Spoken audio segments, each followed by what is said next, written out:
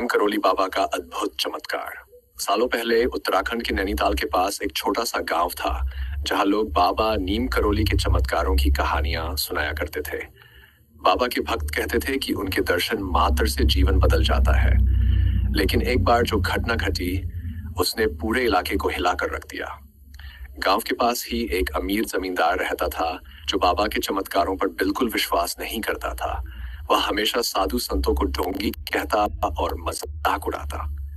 गांव में जब भी कोई बाबा की महिमा का वर्णन करता वह हंसकर टाल देता। लेकिन भाग्य को कुछ और ही मंजूर था। एक दिन जमींदार की एकमात्र संतान, उसकी 8 साल की बेटी, अचानक गंभीर रूप से बीमार पड़ गई। सारे डॉक्टरों को बुलाया गया बार, लेकिन कोई भी उसकी बीमारी का इलाज नहीं कर सका। बच्ची की हालत दिन ब दिन बिगड़ती जा रही थी। जमींदार और उसकी पत्नी पूरी तरह टूट चुके थे। गांव वालों ने उसे सलाह दी कि वह बाबा नीम करोली महाराज के पास जाए। पहले तो उसने मना कर दिया, लेकिन जब बच्ची की सांसें कमजोर होने लगीं, तो आखिरकार वह अपनी पत्नी के साथ बाबा के पास जाने को तैयार हुआ। जब वे बाबा के आश्रम पहुंचे तो बाबा कंबल ओढ़े हुए ध्यान में बैठे थे। जमींदार ने करबद्ध होकर अपनी समस्या सुनाई और कहा, बाबा, मेरी बेटी को बचा लीजिए। मैं अब आपके चमत्कारों पर विश्वास करना चाहता हूँ। बाबा ने उसे देखा और मुस्कुराते हुए बोले, तेरी बेटी तो पहले से ही ठीक है। तू व्यर्थ चिंता करता है। घर जाओ, वह खेल रही होगी। जमींदार को यह सुनकर विश्वास नहीं हुआ। वह सोचने लगा कि शायद बाबा टाल रहे हैं। लेकिन बाबा की आंखों में जो शांति थी उसने उसके मन में एक अलग विश्वास जगा दिया। वह तुरंत अपनी पत्नी के साथ घर की ओर दौड़ा।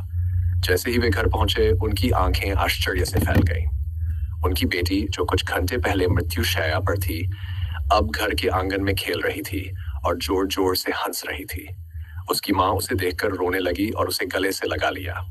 जमींदार की आंखों में आंसू आ गए। उसी क्षण उसने निश्चय किया कि अब वह कभी भी किसी संत या महापुरुष का अपमान नहीं करेगा। अगले ही दिन वह बाबा के पास पहुंचा और उनके चरणों में गिरकर बोला, बाबा, आपने मेरी बेटी को जीवन दान दिया है। अब मैं आपकी शरण में आना चाहता हूँ। बाबा ने उसे आशीर्वाद दिया और बोले, विश्वास सबसे बड़ा बल है। जब तक विश्वास नहीं तब तक चमत्कार नहीं। इसके बाद जमींदार ने अपने गांव में बाबा का एक सुंदर मंदिर बनवाया और वहां हर रोज भजन कीर्तन होने लगा। बाबा का यह चमत्कार पूरे क्षेत्र में फैल गया और लोग दूर दूर से उनके दर्शन करने आने लगे। कहते हैं, जो भी सच्चे मन से बाबा को पुकारता है उसकी हर मनोकामना पूरी होती है। नीम करोली बाबा सिर्फ एक संत नहीं थे, वे प्रेम, करुणा और चमत्कार की सजीव मूर्ति थे। उनका आशीर्वाद आज भी उनके भक्तों के साथ। जमींदार की बेटी के चमत्कारिक स्वास्थ्य लाभ के बाद बाबा नीम करोली महाराज की महिमा चारों ओर फैलने लगी। गांव के लोग उनकी ओर आकर्षित होने लगे और उनकी शिक्षाओं में गहरी रुचि लेने लगे। बाबा के प्रति श्रद्धा और विश्वास दिनों दिन बढ़ता गया और उनके आश्रम में भक्तों की संख्या में उल्लेखनीय वृद्धि हुई। एक दिन बाबा के आश्रम में एक गरीब किसान आया जिसका नाम रामू था। रामू की फसलें लगातार 3 साल से खराब हो रही थी और वह कर्ज के बोझ तले दब चुका था। उसने बाबा के चमत्कारों के बारे में सुना था और अंतिम आशा के रूप में उनके पास आया था। रामू ने बाबा के चरणों में गिरकर अपनी व्यथा सुनाई और कहा, बाबा, अगर इस साल भी फसल खराब हुई तो मेरे परिवार को भूखा मरना पड़ेगा। कृपया मेरी मदद करें।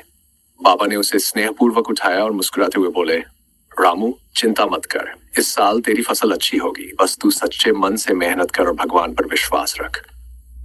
रामू ने बाबा के आशीर्वाद के साथ अपने खेतों में मेहनत करनी शुरू की। उसने बाबा के कहे अनुसार हर दिन भगवान का स्मरण किया और पूरी निष्ठा से काम किया। जब फसल कटने का समय आया तो रामू की फसल पूरे गांव में सबसे अच्छी निकली। उसकी खुशियों का ठिकाना नहीं रहा और उसने बाबा के प्रति अपनी कृतज्ञता व्यक्त करने के लिए आश्रम में अन्नदान किया। इस घटना के बाद बाबा की महिमा और भी बढ़ गई। लोगों का विश्वास उनके प्रति और गहरा हो गया और वे अपनी समस्याओं के समाधान के लिए बाबा की शरण में आने लगे। बाबा ने हमेशा प्रेम, करुणा और सेवा का संदेश दिया और लोगों को सच्चाई के मार्ग पर चलने के लिए प्रेरित किया। समय के साथ बाबा के आश्रम ने शिक्षा, स्वास्थ्य और समाज सेवा के क्षेत्र में कई कार्य किए, जिससे समाज में सकारात्मक परिवर्तन आया। बाबा की शिक्षाएं आज भी लोगों को प्रेरित करती है और उनके चमत्कारों की कहानियां जन जन में प्रचलित है।